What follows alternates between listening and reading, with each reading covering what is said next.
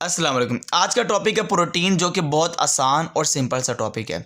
जितने भी प्रोटीन्स होते हैं इनका जो पॉलीमर है जिससे ये मिलकर बनती है उसका नाम अमीनो एसिड है। हर प्रोटीन को अगर देखा जाए तो इसके अंदर कार्बन, हाइड्रोजन, ऑक्सीजन और नाइट्रोजन एलिमेंट मौजूद होता है। और दुनिया में सबसे ज़्यादा ऑर्गेनिक कंपाउंड जो सेल्स के अंदर मौजूद है उसको नाम देते हैं, दे आर कॉल्ड प्रोटीन है।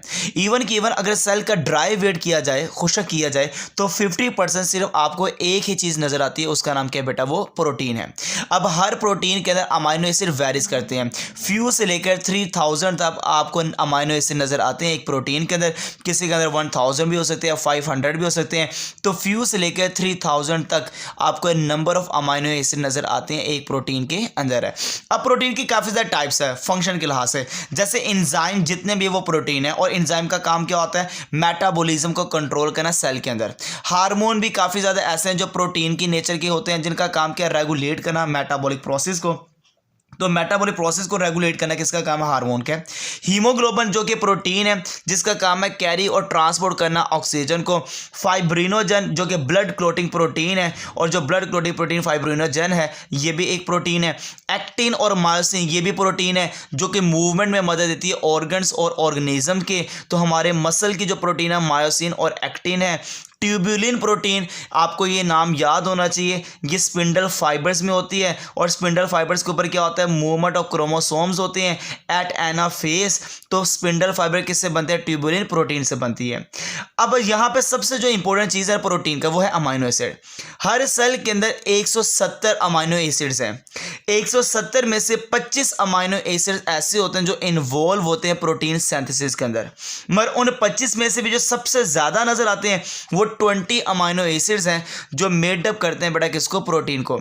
ये जनरल फार्मूला है एक अमीनो एसिड का। अमीनो एसिड के सेंटर में कार्बन होता है, एक साइड पे COOH होता है जिसका नाम कार्बोक्सिलिक ग्रुप है। उसी कार्बन के साथ एक NH2 होता है जिसका अमीनो ग्रुप है। एक उसके साथ R ग्रुप होता है जिसको कहते हैं अल्काइल ग्रुप है, और एक इसके साथ हाइड्रोजन होता है। और इस कार्बन को नाम देते हैं जो सेंट्रल कार्बन है, जिसके बाद डिफरेंट आपको नजर आ रहे हैं ग्रुप अटैच है, they are called alpha carbon है। अब हर अमीनो एसिड दूसरे से डिफरेंट होगा क्योंकि उसका R ग्रुप चेंज होगा। R चेंज करता है बेटा अमीनो एसिड की टाइप को। जितने भी अमीनो एसिड हैं उनकी जो डिफरेंट टाइप्स है वो बेस करती है इस R के लिहाज से। जिस R के अंदर ये चेंज होगा वो अमीनो एसिड भी चेंज होगा। अब आगे एग्जांपल देखते हैं ज़रा। फॉर एग्जांपल ये मेरे पास एक अमीनो एसिड है और ये एक अमीनो एसिड है। ये अमीनो एसिड का NH2 है, ये NH2 है, सी है, ठीक है। ये कार्बन आ गई, H आ गया, R आ गया, COOH आ गया, ये COOH आ गया, ये H आ गया, R। ये भी एक है अमीनो एसिड, ये भी एक अमीनो एसिड है। इस अमीनो एसिड का जो सामने है ना वो COOH मतलब कार्बोक्सिलिक ग्रुप है। इस अमीनो एसिड का जो सामने है ना वो NH2 मतलब अमीनो ग्रुप है। अमीनो ग्रुप दे रहा हाइड्रोजन, कार्बोक्सिलिक ग्रुप दे रहा OH। यहां से निकलेगा OH, यहां से निकले H, तो बेटा क्या रिलीज होगा? H2O। जब दोनों आपस में जुड़ जाएंगे तो बेटा क्या होगा? ये कार्बन के साथ O है, ये देखिए कार्बन के साथ डबल बॉन्ड O आ गया। ये कार्बन इस N के साथ अटैच हो गया, ये कार्बन इस N के साथ अटैच हो गया। इस बॉन्ड को नाम देते हैं they are called peptide bond. तो पेप्टाइड बॉन्ड कैसे बना? हाइड्रोक्सिल जोन से ना, हाइड्रोक्सिल, ये देखिए बेटा हाइड्रोक्सिल, ये OH को कहते हैं। हाइड्रोक्सिल ऑफ कार्बोक्सिलिक ग्रुप, ये कार्बोक्सिल ग्रुप में से OH हाइड्रोक्सिल ग्रुप, और वन अमीनो एसिड, और दूसरे का क्या है? हाइड्रोजन। ये देखिए ये हाइड्रोजन है, ये hydrogen, hydrogen of amino group, ये अमीनो ग्रुप का हाइड्रोजन। देखिए जरा, of another amino acid react with each other, दोनों का आपस में रिएक्शन होता है। यहाँ से हाइड्रोक्सिल ग्रुप, यहाँ के hydrogen, and then remove water, और फिर ये पानी का मॉलिक्यूल रिलीज होता है। जब ये रिलीज होता है तो यहाँ पे मेक होता है CN बॉन्ड, और ये जो CN बॉन्ड है they are called peptide bond है। अब जितने भी अमीनो एसिड मैंने आपको ये बता दिया कि ये R के ऊपर बेस करते हैं, मतलब types of amino acid base upon alkyl group. ये देखिए R की जगह मैंने यहाँ पे H लगा दिया तो इसका नाम ग्लाइसिन है। यहाँ पे देखिए मैंने R की जगह CH3 लगा दिया, इसका नाम एलानीन है। तो ये ग्लाइसिन है, ये एलानीन है। अब ये ग्लाइसिन का मतलब यहाँ पे आपने R की जगह क्या लगा दिया? हाइड्रोजन। तो कौन सा बन गया अमीनो एसिड? ग्लाइसिन।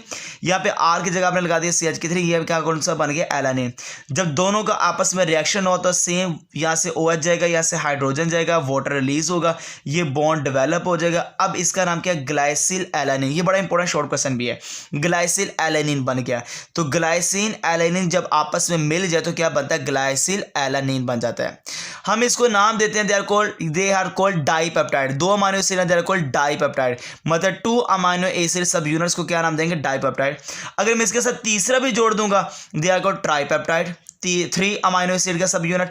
अगर देखा जाए यहाँ पे 4 होगा, सॉरी यहाँ पे 3 नहीं आएगा, यहाँ पे 4 आएगा। अगर 4 होगा तो टेट्रापेप्टाइड है, और अगर मैनी होगा तो दे आर कॉल्ड पॉलीपेप्टाइड है।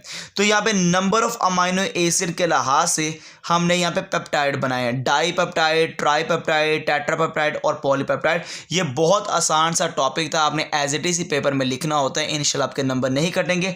इसमें से शॉर्ट क्वेश्चन और एमसीक्यूज काफ़ी दफ़ा पेपर में आ चुके हैं, जिसमें जनरल फार्मूला ड्रा करें अमाइनो एसिड का, या आप ये बताएं कि डिफाइन पेप्टाइड बॉन्ड क्या होता है। ये सारे के सारे शॉर्ट क्वेश्चन हैं और ये टॉपिक बहुत ही ज़्यादा इंपॉर्टेंट भी है। ओके बेटा, अल्लाह हाफिज़।